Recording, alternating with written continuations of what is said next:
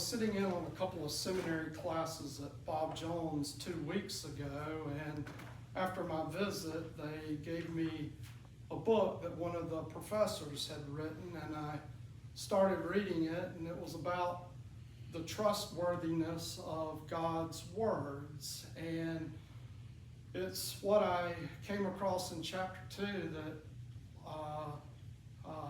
led to the scripture lesson and sermon we have this morning. And basically, the book is talking about belief and trust, and while they're so similar, there is a difference. And it was the thoughts that came from that started this, the idea for this sermon.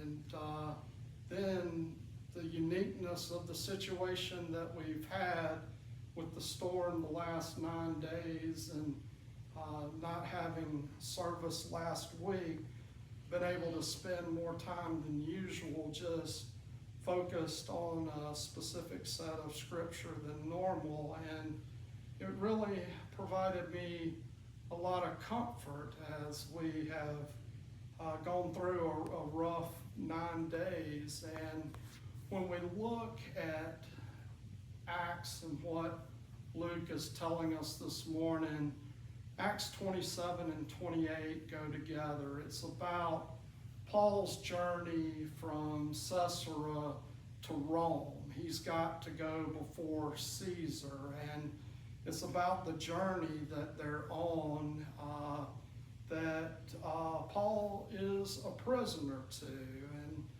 you know, I admire in what we see in chapter 27 how much faith and peace Paul has, because it causes me to think of what Paul told Corinth in his second letter, specifically in chapter 11. He was talking that he had been whipped 39 times on 5 different occasions. He'd been beaten with rods 3 times. He'd been shipwrecked 3 times. He'd had to tread water for a day and night at one time. And his focus in that letter was, and even with all of that, only concern on my mind is with the churches. And I think that helps me understand, knowing what Paul went through and discloses at Corinth, how this story can unfold the way it did, because Paul was a seasoned traveler. He had come up with the worst that nature and humanity could throw at him, and yet Paul had the best focus and purpose that I can think anyone has ever had, because when this journey starts off, Paul tells them we need to wait. And when we look back in the earlier part of chapter 27, we know that this trip starts the day after the Day of Atonement. That would be Yom Kippur. Yom Kippur is this Saturday. And what was known, at least from writings I can see, as early as 4th century BC, when you're talking about traveling the Mediterranean Sea, it's extremely dangerous to travel from mid-September to mid-November. From mid-November forward, it is too treacherous to travel.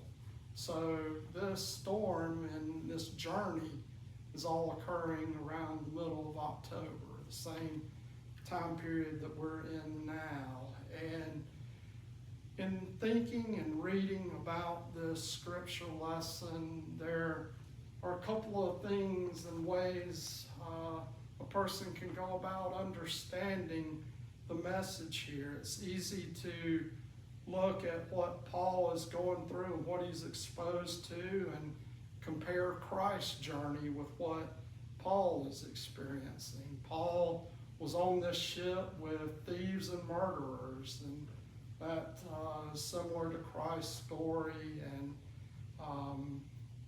we see that the innocent and those who are criminals are often together. We had Jesus on the cross surrounded by the criminals. And another way to look at this is look at how different this story is for Paul than what happened to Jonah, and how different Jonah's attitude was, how different Jonah's circumstances ended up compared to what Paul is going through and what Paul did. And I think there is a lot of psychology in these verses that apply to all human beings, those of faith or those without faith. And we have Paul give the warning that they need to stop and wait for better weather, and they don't, and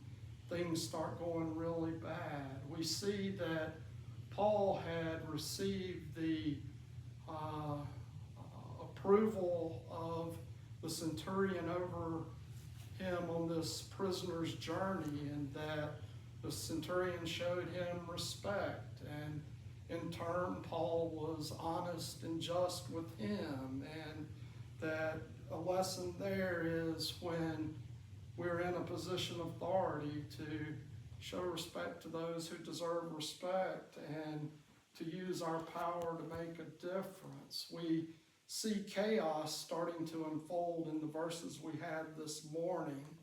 They pulled up all the things that help a ship navigate, the oars, the lifeboat, and they're just teetering along the water. And then we see them throwing things overboard to lighten the load, and we see hope fading away from the group here. And we learn later in chapter 27, there's 276 people on this boat. There's the military, there's the grain shipment and people responsible for that, the crew responsible for the ship, prisoners, and they're all in this boat together. And even though they are from different backgrounds, different social statuses, some innocent or righteous, or some who are criminals or going to be rightly punished for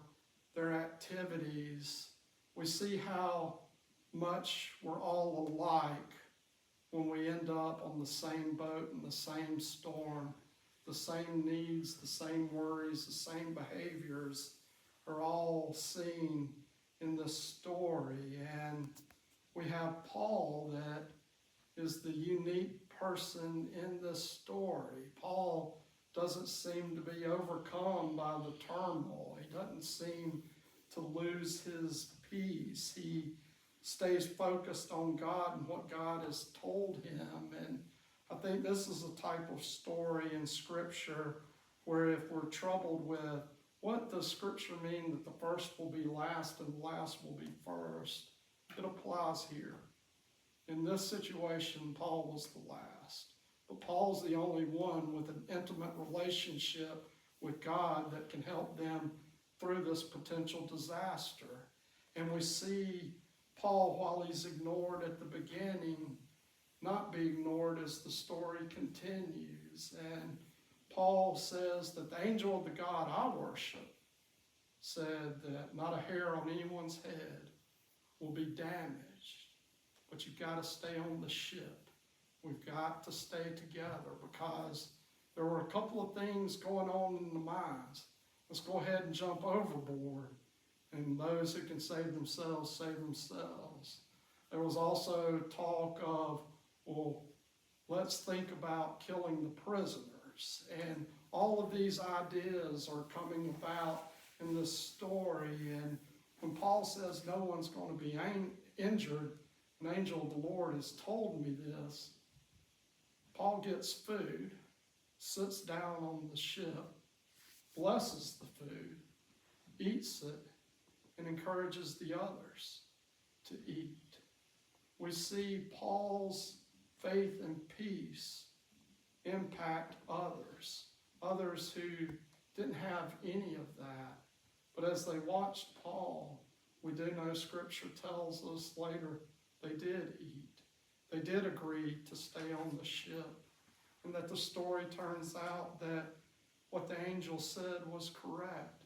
By them staying together, they were spared. The only thing that was lost was the ship. And it's really about having more than belief. It's about having total trust in God. I think that's the one thing that is most admirable about Paul. All those beatings, all those shipwrecks, all that he went through, his focus is on the church. And all that's going on here on this journey to Rome as a prisoner, his focus is on what the angel said, that he has to go to Rome to face Caesar. And it's that focus that changes the whole dynamic, because if we do want to compare it to Jonah, Jonah's in his situation because he refused to listen. Paul's in his situation safe because he did listen. The storm that the crew faced with Jonah, as soon as they throw Jonah overboard, the storm's gone. In this storm, if they decide to go overboard, they're done for. So we see a lot of differences in what an abiding faith leads to versus a rebelling faith. And Paul, it's never mentioned that he tries to avoid this situation or to escape. I mean, the journey they are taking is so long, and with all that's going on, and their stops and having to get on another boat and spending 3 months in Malta, Paul could have escaped, but he doesn't try to escape the circumstances that God has him in. He works through them. He stays focused on his purpose and what God has told him and what God is to him. I think that's why it's been so meaningful to have focused on this scripture for more than 4 or 5 days, because it is easy to see how things, when tragedy or despair or a storm comes, to get confused. Lord, why did I get spared? Why are others having funerals? Or if I'm closer to it, why is something that could have been avoided by your hand allowed to happen? And I think what I've come to realize is when I can't explain a tragedy, I don't need to focus on letting what I don't understand interfere with the pathway I'm on getting to heaven. And I think that we can look to who Paul is and what he does in these 2 chapters of Acts and know that in trying times or in misery or discomfort or things that are beyond our control, don't try to escape it. Try to avoid it. But when it occurs, have a practical mind. Rely on the experience of others. When this happens, rise up, set an example, be different, be a helper. Because I think what is most telling in the story we have before us this morning, when we see Paul's faith and his prayer to God and his ability to maintain himself, it leads to others maintaining themselves. And when there is chaos, it is easy to get caught up in chaos. But when we have a singular focus on God, the chaos around us is just noise. It could be painful noise, but it does not impair our relationship with God unless we choose for that to be the case. Paul had his weaknesses. We know through his letters to the other churches, he suffered through those. But even in that, Paul had great friends around him. Luke's telling us a story this morning. Luke was with Paul a lot, and we can never underestimate how big an impact and how important it is to have good friends around us. Paul was blessed to have Luke with him because Luke was a disciple. Luke was a friend. But we don't have to look much further than the scripture in 2 Corinthians to know Luke was also a doctor, and Paul certainly needed one of those often. And when we surround ourselves with good friends and good people, good things happen to us as well. So I hope this morning that with all that you have experienced and are going through and see around you, that we can always look to Paul to give us an example, to show us what we are as human beings, but more than that, what we can be through the help of God. That's the good news this morning.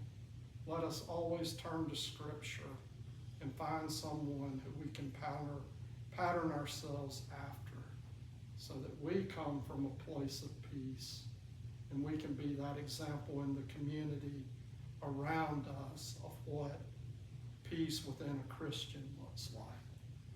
Thank you.